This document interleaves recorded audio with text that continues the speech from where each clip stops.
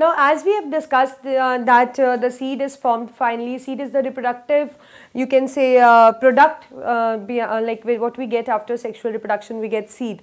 So, seed is the ultimate result of the sexual reproduction in plant. So, how seeds look like, or what does they consist of? Seeds actually consist of seed coat, seed leaves and embryo. So, this is the structure for the seed. This outer layer in both of it is called as seed coat, that is the outer covering, and these are seed leaves. Seed leaves are called as cotyledons basically. Their function is to store food. So, the cotyledons can be 2, cotyledons can be 1, that means seed can have 1, 2 or 3, any cotyledon. So, maximum times the cotyledons are 1 or 2. So, if the cotyledon is 1, that seed is called as monocot, and if the cotyledon is 2, then it is called as dicot, and cotyledons are basically meant for storage of food.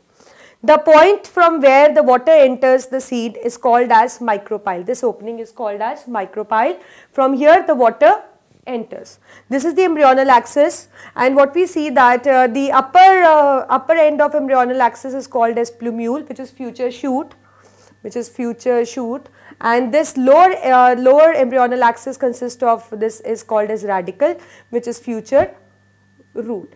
So, this is all about the seed. I think you got it, that seed consists of seed coat, the seed leaves, and it consists of embryo. Upper end plumule, which is future shoot, and lower end is radicle, which is future root, and it has an opening, special opening for the entry of water, that is called as micropile. And that this we have already discussed, that the seeds actually get dispersed due to by wind, water, animals, and they can be an explosive dispersal also. So, the seeds actually can disperse through any method. They can disperse through water, wind, they can disperse through any insect, animal involved, or biological factor you can say, or it can also be by explosive dispersal. It can be explosive dispersal also. So, this is all about the seed. Now, we are going to start about the seed germination, that what kind of what is germination and what kind of seed germination we actually see in the seeds.